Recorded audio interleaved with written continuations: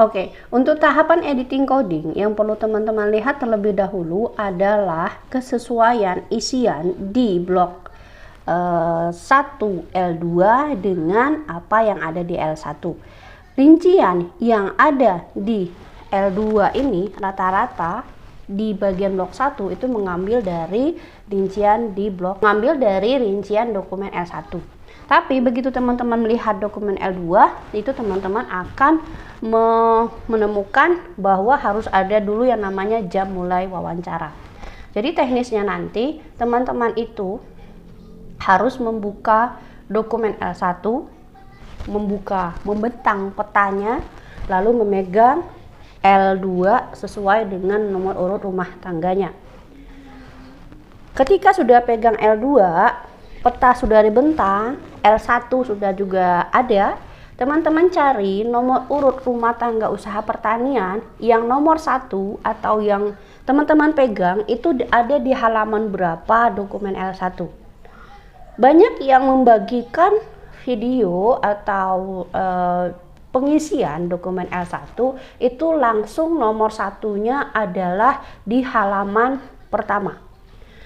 Itu bisa terjadi, tapi dengan catatan bahwa karena kita ini menggunakan data Rexosec atau data sensus penduduk 2020, itu akan terjadi ketika pelaksanaan Rexosec dulu mereka sudah mulai dari barat daya, dan ketika di ST 2023 ini si PPL juga mulai dari barat daya.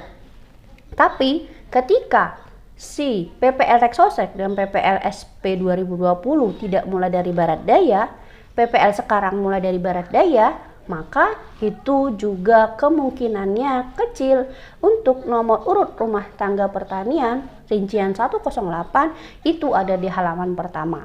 Jadi ibaratnya kalau nomor 1 ada di halaman pertama itu kita lagi beruntung ya, karena tidak semua dokumen L1 itu nomor satunya ada di halaman pertama. Ini sebenarnya bisa saja saya komentari ketika saya melihat hal tersebut, tapi sepertinya bukan ranah saya untuk mengomentari hal tersebut dan juga akan membuang-buang waktu saya juga. Hanya saya biarkan aja gitu. Meskipun pada kenyataannya kalau banyak PPL yang terjebak, ya itu juga saya tidak bisa berbuat banyak. Jadi ketika rincian 108 nomor 1, teman-teman cari nomor 1 tuh ada di halaman berapa. Bisa jadi di halaman 1, bisa di halaman 2, bisa di halaman 3. Pastikan juga nomor 1 yang teman-teman pegang itu tadi ada di peta. Maksudnya ada buletan di peta yang sudah dikasih nomor, itu sudah tergambarkan di peta. Posisinya ada gitu. Maksudnya jangan sampai dokumen L2 itu ada nomor 1 tapi di peta ternyata nomor 1 tuh nggak ada. Kalau kayak gitu nanti mau tidak mau si petugas editing coding meng-cross check kembali, menanyakan kembali ke kosekanya, ke PPL-nya untuk ditanyakan di mana sih nomor satunya. Jangan-jangan si PPL lupa untuk menggambar. Itu ketika sudah berbicara di L2. Nah, lalu yang teman-teman lakukan kembali sudah pegang L2. Teman-teman lihat rincian 109 itu ada di kolom 2 atau di kolom 9. Ada dua kemungkinan. Jadi nama kepala rumah tangga di rincian 109 itu bisa ada nama yang di kolom 2, bisa saja nama yang ada di kolom 9. Itu tempat nama kepala rumah tangga. Kalau alamat ID itu tidak bisa kita cek lebih lanjut, karena kalau alamat itu sebenarnya sudah tercetak di L1 tinggal mereka menyalin. Tapi kalau ID itu ada di aplikasi Workerstart, kita nggak bisa berbuat banyak. Nanti tim entrian yang akan tahu ini salah apa benar ID yang sudah mereka catat. Lalu luas tempat tinggal itu juga apa yang sudah tertulis oleh PPL, termasuk luas bangunan dan luas lahan. Nah, yang perlu teman-teman lihat adalah rincian 101 sampai dengan 105 itu ada di dokumen L1 bagian depan, halaman pertama blok 1. Rincian 101 sampai dengan 105 mengambil dari dokumen L1 blok 1. Tapi rincian 106 juga dari dokumen L1 blok 1. Rincian 107 tadi lihat di kolom 4 dokumen L1 itu nomor bangunan. Jadi kita melihatnya per baris. Per baris namanya siapa, kolom 4 itulah tempat nomor bangunan. Apakah sama dengan yang tercetak apakah sama dengan yang di L2107 dengan yang tertulis di kolom 4 dokumen L1 blok 5. Lalu ketika di bagian blok 2 yang teman-teman editing lakukan adalah pertama, untuk mengisi 201, teman-teman hitung berapa nama yang ada di 203 atau berapa baris yang terisi di 203. Ketika di 203 terisinya 6, maka 6 baris maksud saya, maka di 201 nanti isiannya adalah 06 isiannya. Lalu hubungan kepala rumah tangga juga teman-teman lihat apakah hubungan kepala rumah tangga ini sudah diisi atau tidak, dan nanti akan seperti kita mencocokkan ya, ibaratnya rincian 204 dengan rincian 208 itu adalah akan saling berhubungan.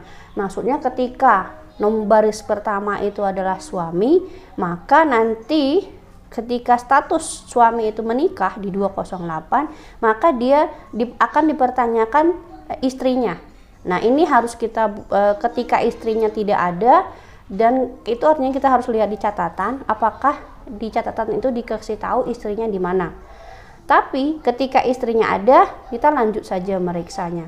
Nah, ini nanti akan ditemukan mungkin kayak PPL itu lupa atau agak hilaf memberi kode gitu. Jadi mungkin akan ditemukan hal-hal yang aneh gitu. Nah, jadi dalam artian hubungannya nanti baris kedua bisa jadi ditulis sama PPL orang tuanya, tapi nanti status perkawinannya kawin gitu. Padahal orang tuanya ini sudah janda atau sudah duda dengan umur yang cukup jauh jaraknya dengan kepala rumah tangga. Itu akan kita temui nanti di lapangan. Nah, kalau ketika dia benar-benar kacau, sebenarnya nanti mau tidak mau kita kembalikan ke PPL untuk pembenaran atau memperbaiki isian yang di blok 2.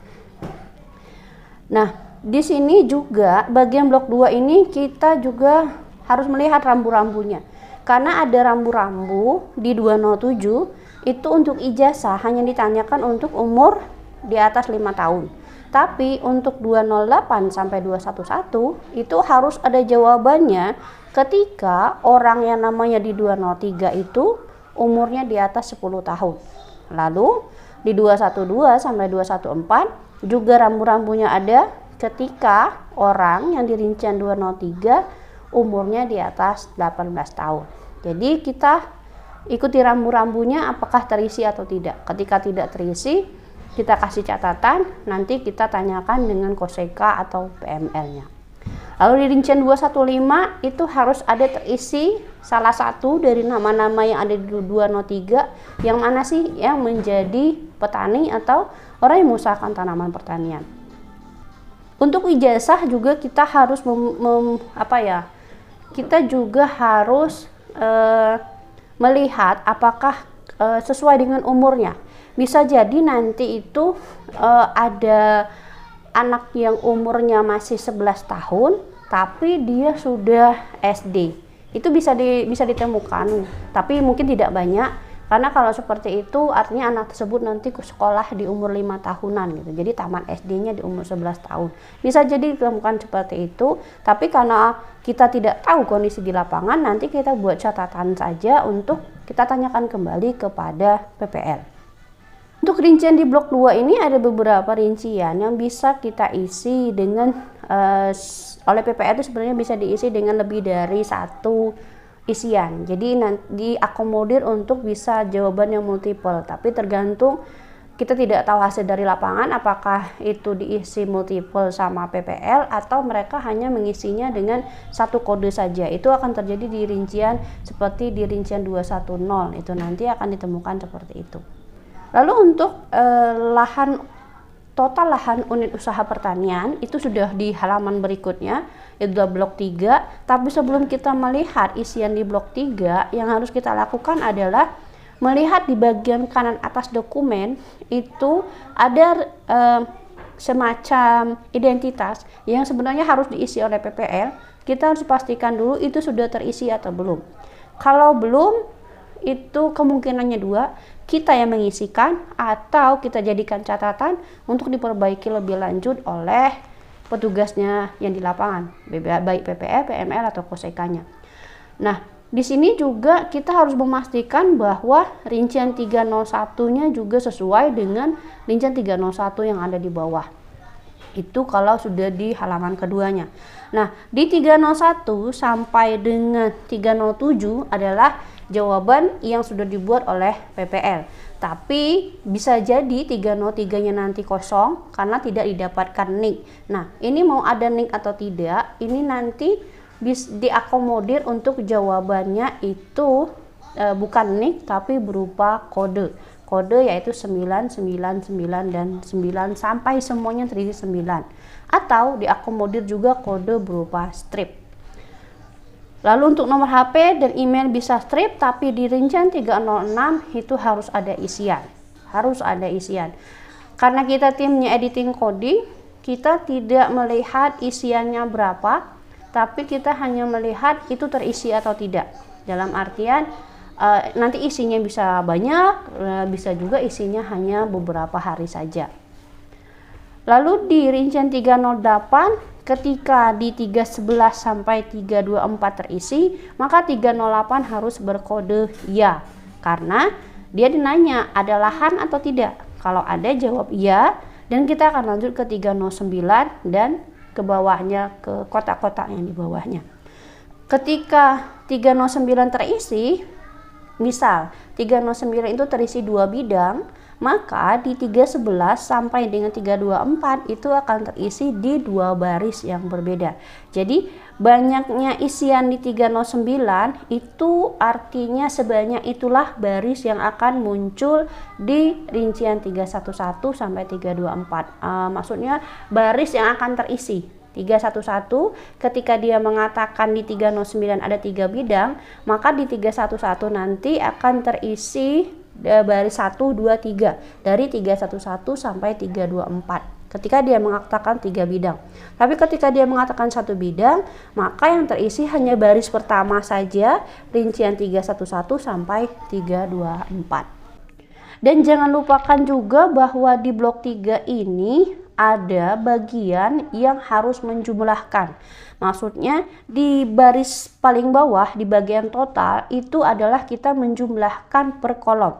Jadi 311 kita tarik ke bawah, jumlahkan, 312 gitu juga, 313 seperti itu juga, sampai ke 321 itu kita jumlahkan. Kalau dia nggak ada isian, itu harusnya dibuat 0 oleh PPL. Tapi kalau PPL belum buat 0, sepertinya nanti tim editing coding yang harus membuat 0 di rincian yang tidak ada teks. Lalu mulai di blok 4, di blok 4 yang harus tim editing coding perhatikan terlebih dahulu adalah jawaban di rincian 401. 401 berkode 2, artinya 402 sampai dengan 421 nggak ada isian karena loncat langsung ke blok 5. Tapi ketika 401 berkode iya atau 1, maka 402 sampai dengan 421 harus ada isian walaupun cuma sebaris. Nah, yang terjadi juga adalah salah satu temuan yang ditemukan oleh tim supervisi beberapa waktu yang lalu, 402 ini sampai dengan 421 ada isian, tapi 401 oleh PPL dibuat kode 0. Pilihan 401 kodenya hanya 1 atau 2. 1 untuk ya, 2 untuk tidak. Artinya ketika 0 bukan bagian dari kode untuk 401. Maka si editing coding, balik lagi, tim editing coding ketika tahu bahwa 402 sampai 421 ada yang terisi, ada isian walaupun baris pertama, maka rincian 401 ini langsung aja diubah, coret, terus ganti yang benarnya apa. Karena kalau ada isian 402 sampai 421 harusnya isinya adalah ya atau kode 1. Dan jangan dilupakan adalah pastikan juga dokumen yang kita pegang itu ketika sudah dipindahkan ke kotak isiannya, maka kodenya yang itu tuh juga harus dilingkar. Dalam artian kayak 401 ini dia mengatakan ya, maka ya di kode 1 di samping ya itu harus kita lingkari dan pindahin ke kotak. Nah, ini kalau belum dikerjakan oleh PPL, tim editing codingnya benerinnya lagi atau memberi tanda lingkaran tadi. Nah, di blok 4 nanti tim editing coding sudah mulai bekerja dengan yang namanya aplikasi kode. Jadi ketika ada baris yang terisi, misalnya yang terisi adalah kubis, maka tim editing coding juga membuka aplikasi kode dan mencari kode kubis. Apakah kode kubis yang dibuat oleh PPL itu sudah benar atau belum? Ketika sudah benar, oke, kita lanjut, tapi ketika salah, itu kita coret ganti dengan kode yang benar. Dan kita juga harus memastikan bahwa si PPL tidak salah menempatkan. Dalam artian ketika kita lihat di aplikasi kode, dia itu harusnya muncul di blok 5, ternyata sama PPL dibuat blok 4. Nah, itu juga kita semacam balik lagi ke kebijakannya, apakah editing code yang memperbaiki atau malah dikembalikan ke PPL yang dari lapangan. Itu tergantung kebijakan kabupaten masing-masing. Nah, di blok 4 ini 402 sampai dengan 421 banyak pertanyaan yang harus kita lihat. Dalam artian ketika 402 itu adalah komoditas yang ditulis PPL, tapi 403 itu kodenya kita cross check kembali di aplikasi kode. Terus 404 ikuti saja apa yang dibuat oleh PPL, 405 juga ikuti apa yang dibuat oleh PPL, dan 406 sampai dengan 412 itu kalau kita paham dengan sistem penanaman boleh kita lihat, tapi kalau kita tidak terlalu paham, sebenarnya balik lagi ikuti saja apa yang sudah dibuat oleh PPL. Tapi ketika nanti di 412-nya muncul luas lahan itu, luas panennya lebih kecil dari luas tanam, maka rincian 413 harus terisi. Jadi dalam artian 410 sampai dengan 413 akan terisi kalau 409 kodenya 0 atau 9. Jadi kodenya itu antara nah, ketika 412-nya lagi lebih kecil dari 408, maka 413 juga harus terisi. Jadi ini sudah mulai ada rambu-rambunya. Lalu 414 sampai dengan 418 akan terisi ketika 409 berkode 1 atau panen sendiri. Tapi ketika 409-nya kodenya 2 atau 3, itu akan langsung lompat ke 419. Jadi 414 sampai 418 lewat, ibaratnya tidak diapa-apakan. Nah, 420 akan terisi kalau di 404-nya ada yang pembibitan. Kalau dia hanya berisi budidaya, maka 420-nya juga blank. Sementara 421 balik dengan apa yang sudah diisi oleh PPL. Cuman rambu-rambunya sudah mulai agak kompleks di blok 4.